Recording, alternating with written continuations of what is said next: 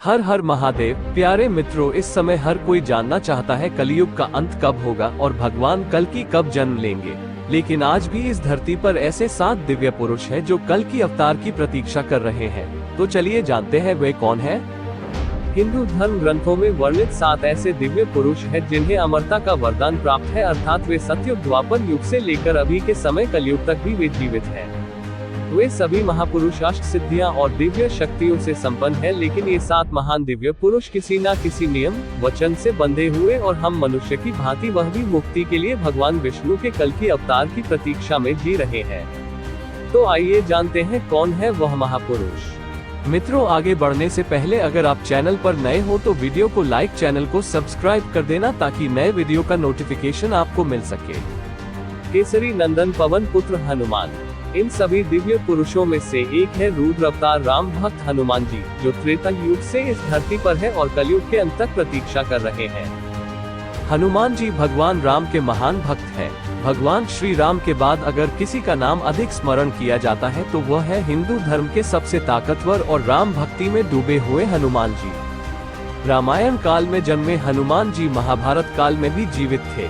ये तो हम सब जानते हैं कि हनुमान जी को माता सीता द्वारा चिरंजीवी होने का वरदान प्राप्त है और भगवान श्री राम द्वारा इस कलयुग के अंत तक धर्म एवं राम कथा का प्रचार करने का आज्ञा मिला है।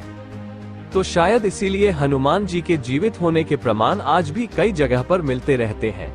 इस कलयुग के अंत में जब भगवान कल्कि इस पृथ्वी लोक पर अवतरित होंगे तब एक समय ऐसा आएगा जब हनुमान जी को पुनः भगवान कल्कि के रूप में राम जी के दर्शन होंगे और तब श्री राम द्वारा दिए हुए वचनों का कार्यकाल भी समाप्त हो जाएगा और हनुमान जी जो भगवान शिव के रुद्र अवतार है वे पुनः शिव में समा जाएंगे। भगवान परशुराम इस कलयुग के दूसरे चिरंजीवी महापुरुषों भगवान परशुराम है जो आज भी कहीं ना कहीं इस कलयुग में जीवित है। परशुराम जी भगवान विष्णु के 6वें अवतार हैं। परशुराम जी चिरंजीवी होने के कारण रामायण और महाभारत काल में भी देखे थे और ऐसी भी एक मान्यता है कि परशुराम जी ने इस पृथ्वी लोक से 21 बार समस्त क्षत्रिय राजाओं का विनाश किया था। परशुराम जी पितामह भीष्म, कर्ण और गुरु द्रोणाचार्य के गुरु भी थे। पौराणिक कथाओं के अनुसार भगवान कल्कि के गुरु भी परशुराम जी ही होंगे, जो कि कहा जाता है कि आज भी महेंद्रगिरी पर्वत पर तपस्या में लीन होकर कल्कि अवतार की प्रतीक्षा कर रहे हैं। अश्वत्थामा तीसरे चिरंजीवी महापुरुष है। अश्वत्थामा गुरु द्रोणाचार्य के पुत्र थे जो आज भी इस पृथ्वी लोक पर मुक्ति के लिए भटक रहे हैं। जब महाभारत का युद्ध हुआ था तब अश्वत्थामा ने कौरवों के साथ दिया था। धर्म ग्रंथों के अनुसार भगवान श्री कृष्ण ने अश्वत्थामा को ब्रह्मास्त्र चलाने के कारण उन्हें कलयुग के अंत तक भटकने का श्राप दिया था।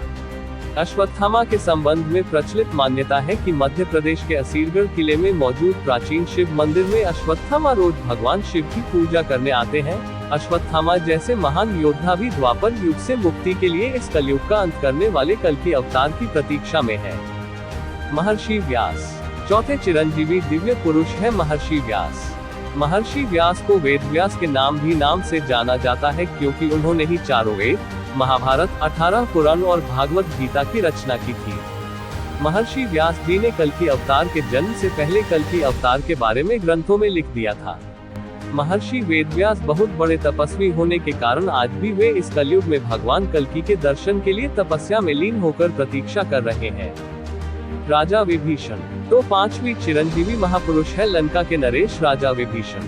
राजा विभीषण श्री राम के अनन्य भक्त है। जब रावण ने माता सीता का हरण किया था तब विभीषण ने श्री राम से शत्रुता न करने को रावण को बहुत समझाया था। इस बात पर रावण ने विभीषण को लंका से निकाल दिया था।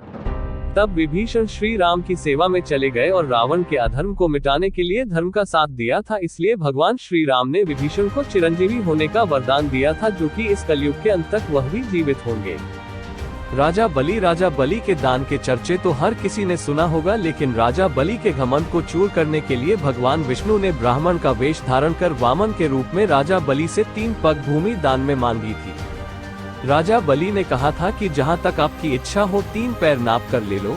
तब भगवान ने अपना विराट रूप धारण कर 2 पग में ही संपूर्ण सृष्टि नाप ली और तीसरा पग राजा बलि के सर पर रखकर उन्हें पाताल लोक भेज दिया और उन्हें पाताल लोक का राजा बना दिया। शास्त्रों के अनुसार राजा बलि भक्त प्रहलाद के पौत्र हैं। आज भी वह पाताल लोक में जीवित है। कृपाचार्य इस कलयुग के 7वें चिरंजीवी महापुरुष है। कृपाचार्य संस्कृत ग्रंथों में कृपाचार्य को चिरंजीवी के रूप में बताया क्या है। कृपाचार्य अश्वत्थामा के मामा और पांडवों और कौरवों के युवा स्थिति में आचार्य थे। भागवत के अनुसार कृपाचार्य की गणना सप्तर्षियों में की जाती है। वो उन महान 18 योद्धाओं में से एक है जो महाभारत युद्ध के समाप्त होने के बाद भी जीवित थे।